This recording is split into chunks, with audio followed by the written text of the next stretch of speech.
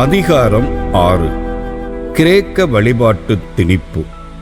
சிறிது காலத்திற்கு பின் யூதர்கள் தங்கள் மூதாதையரின் சட்டங்களை கைவிடும்படியும் கடவுளுடைய சட்டங்களின்படி நடப்பதை விட்டுவிடும்படியும் அவர்களை கட்டாயப்படுத்துமாறு ஏதென்சு நகர ஆட்சி மன்றத்தை சேர்ந்த ஒருவனை மன்னன் அந்தியோக்கு அனுப்பி வைத்தான்.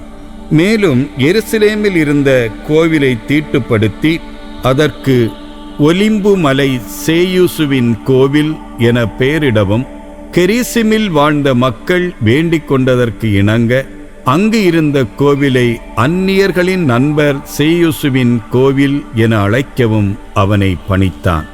இந்த தீச்செயல் மக்களுக்கு துன்பம் தருவதாயும் அவர்களால் தாங்க முடியாததாயும் இருந்தது.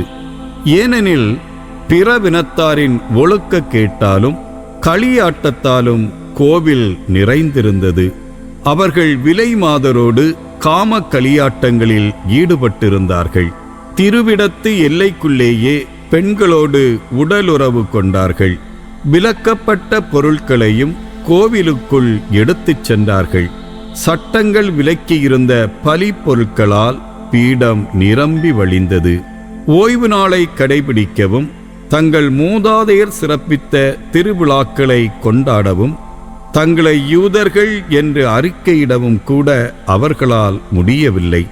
மன்னனுடைய பிறந்த நாள் விழாவின் மாதாந்திர கொண்டாட்டங்களின் போது பலி பொருட்களில் பங்கு கொள்ளுமாறு யூதர்கள் வலுக்கட்டாயமாக கொண்டு செல்லப்பட்டார்கள்.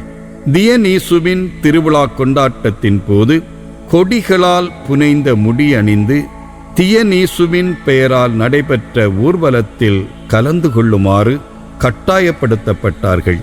தாலமாய் நகர மக்களின் தூண்டுதலால் பக்கத்தில் இருந்த கிரேக்க நகரங்களுக்கு ஓர் ஆணை பிறப்பிக்கப்பட்டது.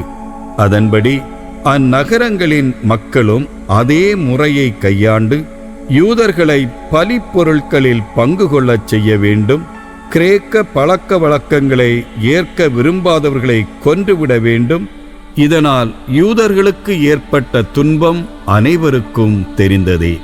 எடுத்துக்காட்டாக, தங்கள் குழந்தைகளுக்கு விருத்த சேதனம் செய்த பெண்கள் 2 அவர்கள் கைது செய்தார்கள்.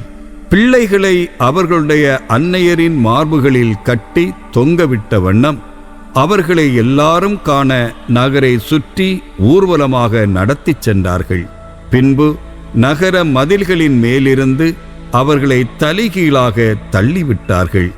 ஓய்வு நாளை மறைவாய் கடைபிடிக்கும் பொருட்டு அருகிலிருந்த குகைகளில் கூடியிருந்த மற்றும் சிலர் பிலிப்புவிடம் காட்டிக் கொடுக்கப்பட்டு அவர்கள் எல்லாரும் ஒன்றாக சுட்டெரிக்கப்பட்டார்கள். ஏனெனில் ஓய்வு நாள் மீது அவர்கள் கொண்டிருந்த மதிப்பின் பொருட்டு அவர்கள் தங்களையே காத்துக்கொள்ள தயங்கினார்கள். கடவுளின் இரக்கம். இந்நூலை படிப்போர் இத்தகைய பேரிடர்களால் மனம் தளராது இருக்குமாறு வேண்டுகிறேன். இத்தண்டனைகள் அனைத்தும் நம் மக்களை அழிப்பதற்காக அன்று, அவர்களை பயிற்றுவிப்பதற்காகவே தரப்பட்டவை என்பதை உணரும்படி வேண்டுகிறேன். இறை பற்றில்லாரை நீண்ட நாளுக்கு அவருடைய விருப்பம் போல விட்டுவிடாமல் உடனடியாக தண்டிப்பது உண்மையில் பேரிரக்கத்தின் அடையாளமாகும். ஏனெனில் ஆண்டவர் மற்ற இனத்தாருடைய பாவங்களுக்காக அவர்களை தண்டிக்கும் பொருட்டு பாவங்களின் முழு அளவை அவர்கள் அடையும் வரை பொறுமையுடன் காத்திருக்கிறார். ஆனால் நம்மிடம் அவ்வாறு நடந்து கொள்வதில்லை. நம்முடைய பாவங்கள் முழு அளவை அடையும் முன்னரே நம்மை தண்டித்து விடுகிறார். ஆகவே அவர் தம் சொந்த மக்களாகிய நமக்கு இரக்கம் காட்ட தவறுவதில்லை. பேரிடர்களால் நம்மை பயிற்றுவித்தாலும் நம்மை கைவிடுவதில்லை. இவ்வுண்மையை நினைவுபடுத்தவே இவற்றையெல்லாம் உங்களுக்கு கூறினேன். இனிமேல் தொடர்ந்து வரலாற்று நிகழ்ச்சிகளுக்கு வருவோம். எலேயாசரின் மறைசாட்சி இறப்பு. தலை சிறந்த மறைநூல் அறிஞர்களுள் ஒருவரும் வயதில் முதிர்ந்தவரும் மாண்புறு தோற்றமுடையவருமான எலேயாசர் பன்றி இறைச்சி உண்ண தம் வாயை திறக்குமாறு கட்டாயப்படுத்தப்பட்டார். ஆனால் அவர் மாசு படிந்தவராய் வாழ்வதை விட மதிப்புடையவராய் இறப்பதை தேர்ந்து கொண்டு இறைச்சியை வெளியே துப்பிவிட்டு தாமாகவே சித்திரவதை கருவியை நோக்கிச் சென்றார். உயிர்மேல் ஆசை இருப்பினும் திருச்சட்டம் விலக்கியிருந்த பண்டங்களை சுவைத்து பாராமல் தள்ளிவிடத் துணியும் எல்லாரும் இவ்வாறே செய்ய வேண்டும். சட்டத்திற்கு எதிரான அந்த பலி விருந்துக்கு பொறுப்பாயிருந்தவர்கள் அவரோடு கொண்டிருந்த நீண்டகால பழக்கம் காரணமாக அவரை ஒதுக்கமாக அழைத்து சென்று அவர் உண்ணக்கூடிய இறைச்சியை அவரே தயாரித்து கொண்டு வருமாறும் மன்னன் கட்டளையிட்டபடி பலியிடப்பட்டிருந்த இறைச்சியை உண்பது போல நடிக்குமாறும் அவரை தனிமையில் வேண்டிக் கொண்டார்கள். இவ்வாறு செய்வதால் அவர் சாவினின்று காப்பாற்றப்படுவார் என்றும் அவரோடு அவர்கள் கொண்டிருந்த பழைய நட்பின் காரணமாக மனித நேயத்தோடும் நடத்தப்படுவார் என்றும் அவர்கள் எண்ணினார்கள். ஆனால் எலேயாசர் தமது வயதுக்குரிய தகுதியும் முதுமைக்குரிய மேன்மைக்கும் நரைமுடிக்குரிய மாண்புக்கும் சிறு வயது முதல் தாம் நடத்தியிருந்த மாசற்ற வாழ்க்கைக்கும் கடவுள் கொடுத்திருந்த திருச்சட்டத்திற்கும் ஏற்றபடி மேலான முறையில் உறுதி பூண்டவராய் உடனே தமது முடிவை தெரிவித்து தம்மை கொன்று விடுமாறு கூறினார். அவர் தொடர்ந்து, இவ்வாறு நடிப்பது நமது வயதுக்கு ஏற்றதன்று. ஏனெனில் 90 வயதான எலேயாசர் அந்நியருடைய மறையை ஏற்றுக்கொண்டு விட்டார் என இளைஞருள் பலர் எண்ணக்கூடும். குறுகிய நிலையில்லாத வாழ்வுக்காக நான் இவ்வாறு நடிப்பேனாகில் என் பொருட்டு அவர்கள் நெறி பிறழ நேரிடும்.